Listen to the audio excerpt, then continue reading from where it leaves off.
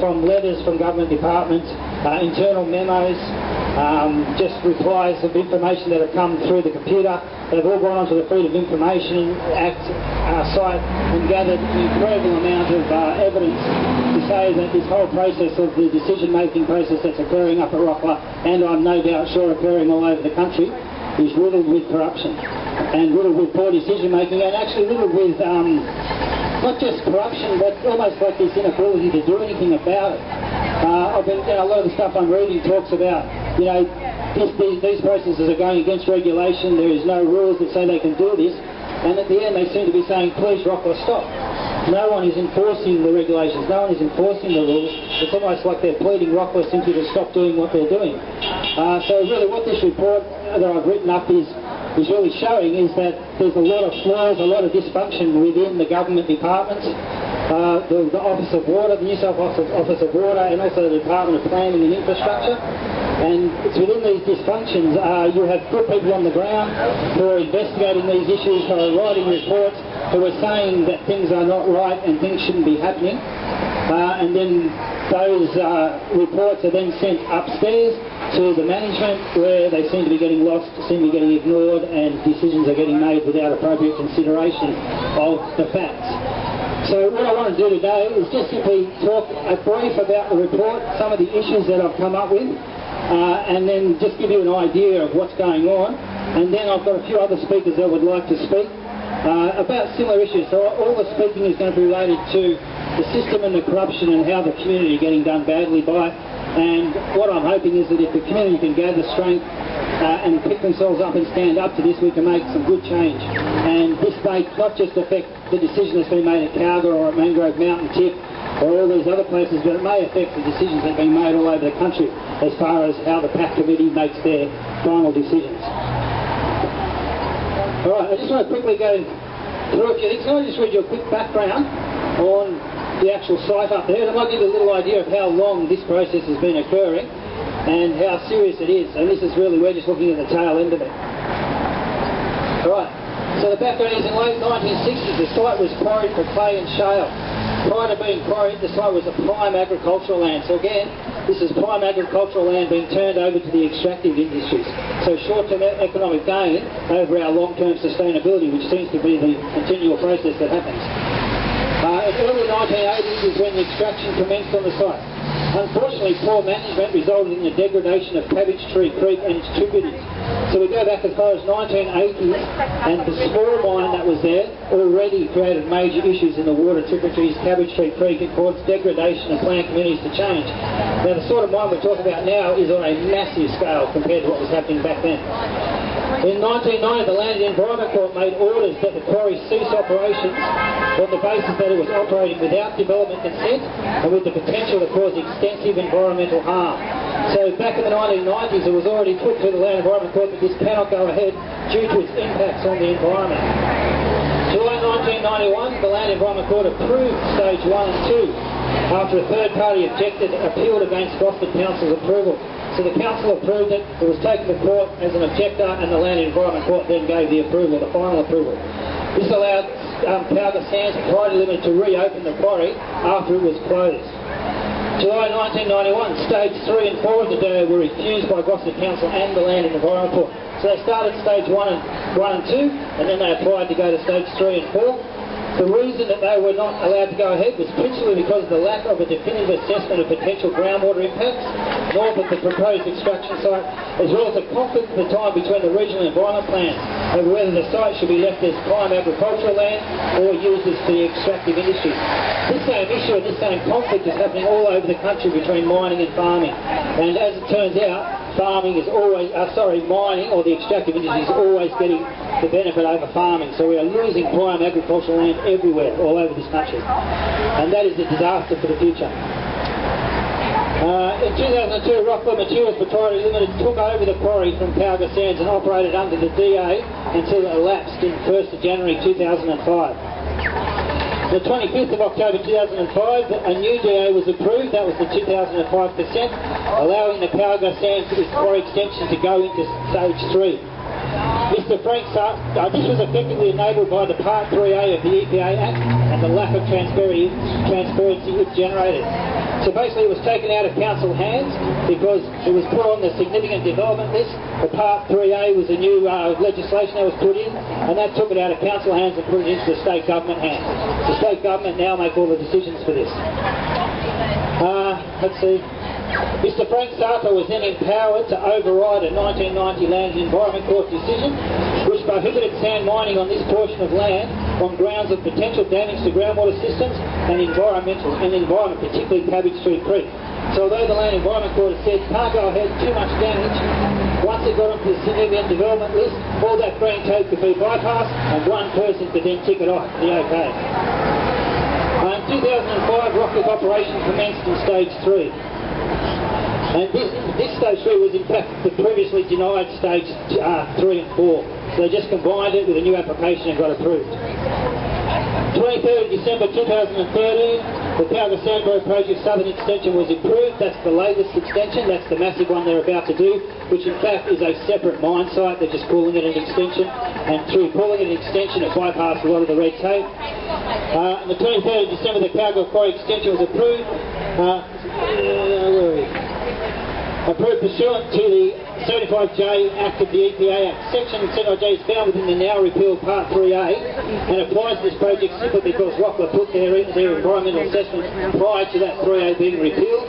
Because the community had so many issues with the 3A Act, it was repealed, no longer used, but all of the companies that had already put their environmental assessments in before the Act was taken out are still allowed to work under that Act. And that Act was a disgrace. So that's pretty much the background from the day this quarry started right up to today, which is going back to the 1980s. But it's constantly been under scrutiny, constantly been in trouble, constantly getting closed down, reopened, and now legislation is just starting to support all of its problems. Okay. I just want to mention too, I've got a quick snippet on the pre-existing water, because we talked this all about water, and before these mines started there was a study done, and what they discovered was that the area where the mine is going to go in, the mine is going to be quarried down to 30 metres deep within the actual aquifer itself. The aquifer is what they're taking. The sandstone aquifer is removed and then crushed and turned into sand. Okay. So, sorry guys, I'm just trying to make this as brief as I can. Okay, what they discovered, they did all these boreholes. When they drilled the boreholes, the water pressure in the ground was so high that the water started to move up the boreholes at 3 or 4 metres a day. And that just indicated the amount of water pressure within the ground to actually push the water uphill through the bores. That was an indication that there was a massive store of water just below the ground that sat above the height of the quarry floor. So once they quarry out that floor and they take the quarry down 30 metres, then the water that was in that rock now drains out through that quarry, and the water table now begins to drop within the rock to whatever level the quarry floor is. So we're now talking about a 30-metre drop within the water table within the rock.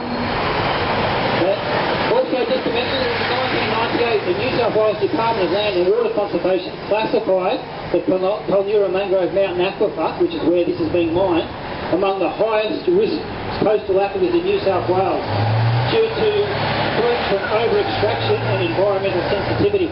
So this is going back, 1998, that aquifer was already registered as an aquifer under risk because of over-extraction.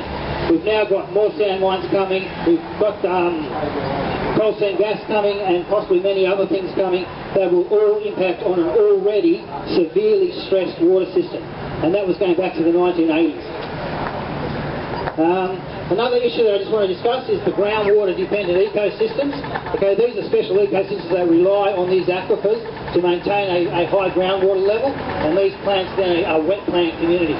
And the type of things we're talking about are the hanging swamps, okay, the rainforests, let me just get my list, the sandstone hanging swamps, the Hawkesbury Bankshire scrubs, the Garnia Bankshire swamps, the sandstone gully rainforest, and the Hawkesbury Bankshire wet scrub.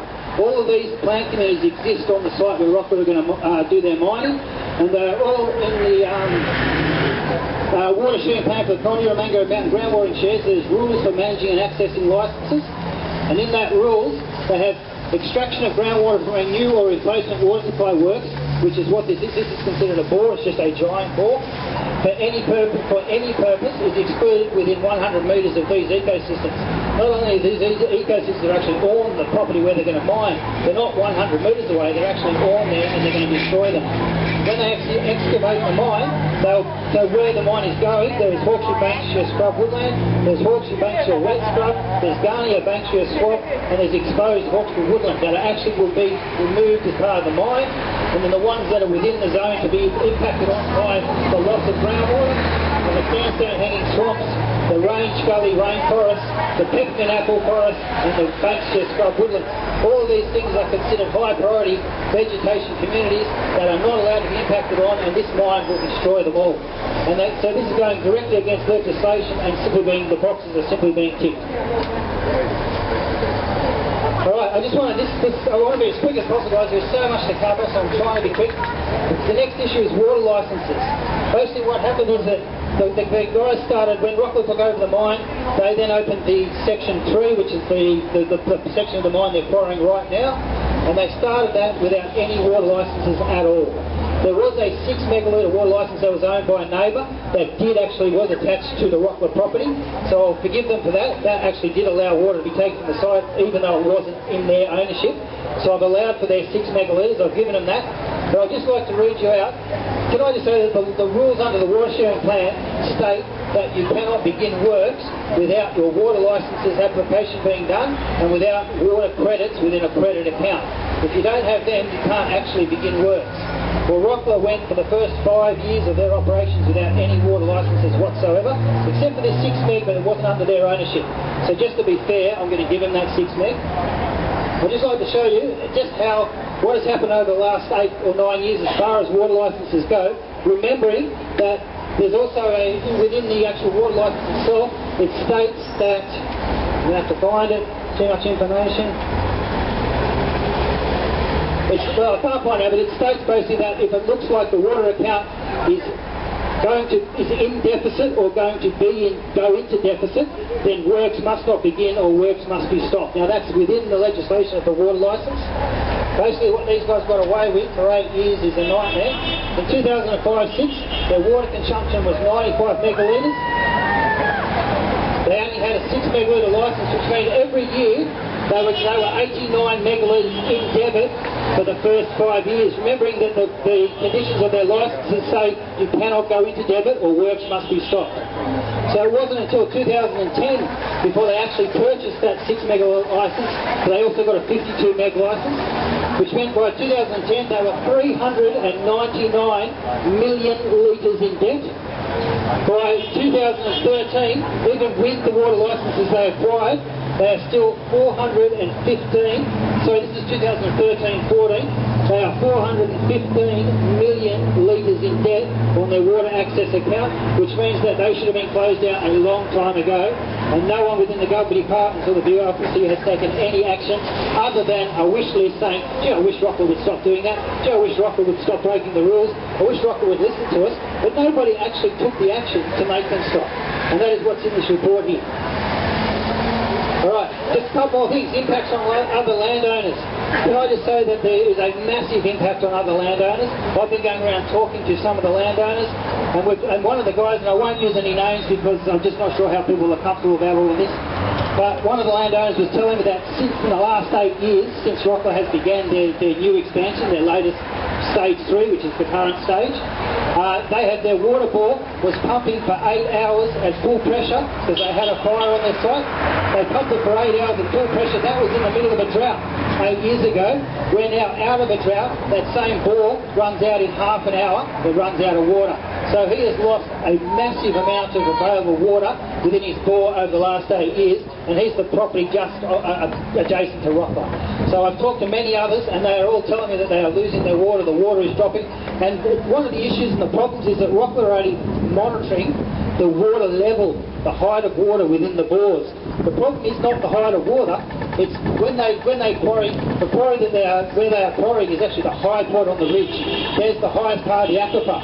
That aquifer full of water creates a water pressure, which we call a head of water, and that creates pressure under the ground, which allows water to escape the rock and come into the environment. That creates the environmental flows. Once they quarry the top of the aquifer away, they've reduced that weight of water, so they've reduced the head, the entire aquifer depressurises, and now the water can't escape the rock. So even though I might have a bore going into the aquifer, when I had before the quarry, that head of pressure used to push the water, excrete the water from the rock and into the bore and keep my bore full of water. Once that head of pressure was removed by the quarrying process, the aquifer depressurised. Now when I pump the water out of the water doesn't get pushed out of the rock quick enough and the bore runs dry. If your bore is below the height of the quarry, the water level may have hardly changed at all, but the pressure within has. So if Rockler is only monitoring water levels, it doesn't look so bad. They're not monitoring yields or pump yields, and that is the true thing they should be monitoring. Because a water drop may only be slight, but the pressure drop may be massive, and that is what provides the yields for the bores. And that is not being monitored. It has no background data. There's nothing for that.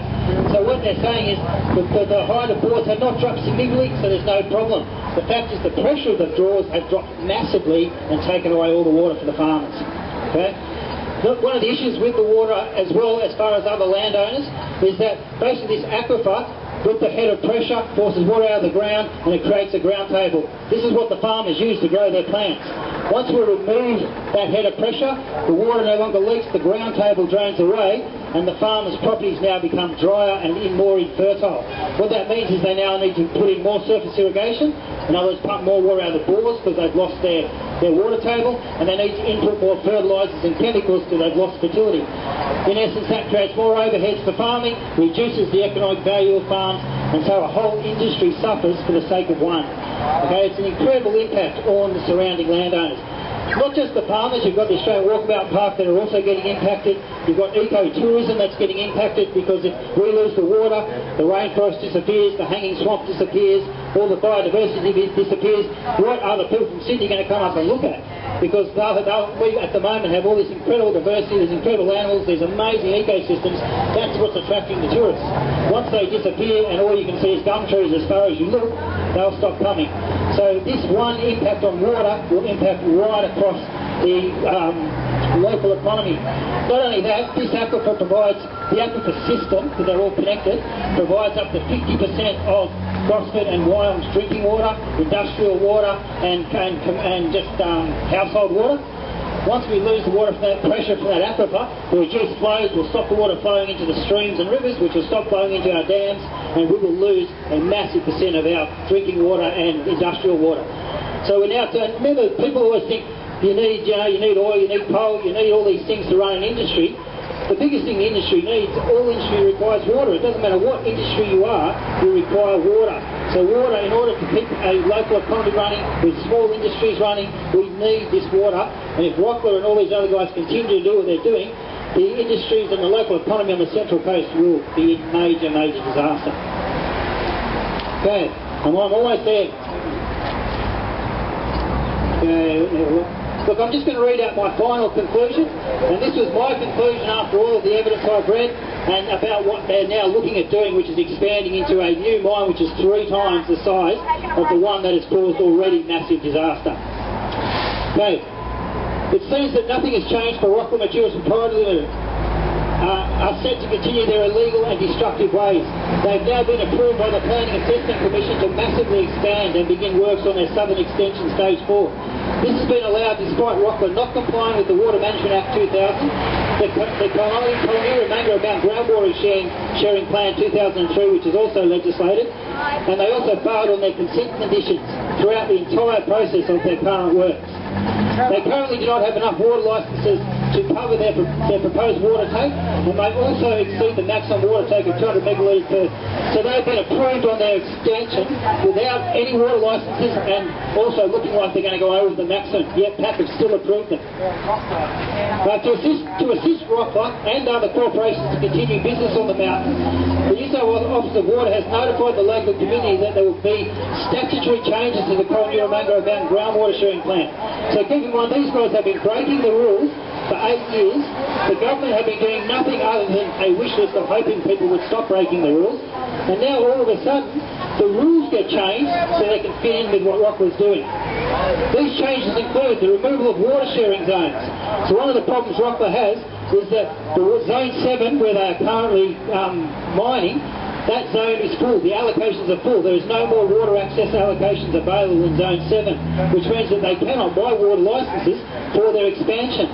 What the government are now proposing, which hasn't come in yet, so we can still stop this, is we will remove the zones. So Zone 7, so you've got Zone 1 to 8, I believe it is. They're going to remove all the zones, which means that Rockwood can now buy their water from an area elsewhere that's not even in the same catchment, that's not even connected to the same water source. They can buy their allocations from there and then bring them up and take the water out of an already fully allocated water source. So in other words, it's now a free market on water. If this legislation goes ahead, a free market on water means that basically extractive industries can come to the mountain, they can buy their water licences from wherever they can access them, and even if the current water zoning is full, in other words, the amount of water that can be taken is at its maximum, they can get their licence from elsewhere and still continue to suck that water from the aquifer. So in other words, we're talking about a free market where, and I know they call this democracy, having a free market, but all it is going to mean is those with the money and those with the power can have as much water as they want, and the rest of us are going to go without. So it's not a good thing to put a free market on water. And if this is just what's happening on the mountain, I believe this is probably going to happen across the nation. And, you know, the way the world economy goes, I'd hate to see this concept occur over the entire world. But imagine in the future if you could buy your water licence from Africa and spend it here, or buy your water licence from, you know, Europe, where they've got plenty of water, and then access your water from Australia. I know that's a concept, a big concept that may not happen, but in essence that's a small version of it happening here on the mountain, where you can buy water from somewhere else and use water. So you buy from there, use it from here. It's a crazy concept, because you destroy one area, you take too much water, and from over here where you bought the access licence, those that need that water can't get it because you've just bought the licence. So if water's sitting here that's unavailable, and over here way too much being taken. So as far as environmental policy goes, it's about the nation. I've never heard as far as managing the environment. Let me just finish this quickly and then I'll get some more speakers on. What this means is Rockwood is then, they can now buy the water access licence they require for another water sharing zone that is not connected to the same aquifer. Available water access licence were a barrier for their expansion because Zone 7 was full. Rockwood can now purchase their allocation from elsewhere and then take the water from this already fully allocated water zone. Not only that, as long as they can get access to enough water licence, they will be able to legally extract as much water as they want. No maximum limit. So that was the other thing that they took, the new legislation, is they've removed the maximum limit you can take. So not only have they removed the zoning, they've also removed the maximum limit. So if you have enough money, you can buy enough licences from elsewhere, you can come here and take as much water as you like, and I doubt anyone will stop you. This water legislation change will open the door for more extractive industries to be attracted to the mountain and continue destroying the aquifer and stealing our water. This must stop. That's how I've ended. Anyway, I hope that was enough information. This report is here for people who want to come and have a look at it. One of the issues that we were going to do today is we were going to actually hand this report into the Office of Water, and as the community we're going to demand them to make a reply. Something that has just recently happened, which has made us think we may not do that today. The community up at Ponyremanga had sent a letter off to ICAC about a couple of months ago, and it was particularly Margaret Pontifex. She sits on the community committee on Rockwood. She's been to all of the meetings, she's seen what's going on. In this letter, she just basically stated to ICAC that things are fishy that are going on in Rockwood, and as a community we are not happy with it and we would like them to investigate. But we got a letter of reply back 2 days ago, and ICAC have agreed to do a preliminary investigation on this, and we had 7 days from 2 days ago, but we now have 5 days to get them the evidence that they require for their preliminary investigation. This report is going to go in. We're also going to get a report from the CEN about the hydrology components, and that was their report they put in at the PAC, their proposal. And we're going to try and get a report that the Dark and Junk Land Council put in about opposing the cultural sites. They believe that'll be enough information for their preliminary report. And then if that's successful, they're going to do a full investigation on this whole process. And trust me, the community up at Powga, Peach Ridge, have massive amounts of evidence. That's where I wrote this report from. There are roomfuls of evidence stating all of this. So if we can get the preliminary investigation successful and they go to a full investigation, I am confident that we can get this all to come out. But again, I still think the community need to push this, pressure this, let the information out, because I don't know what's going on in ICAC, I don't know the situation, what's the corruption there, how does that all work. But I think without community pressure, without this knowledge being in the community for people to act upon, we may not get too far.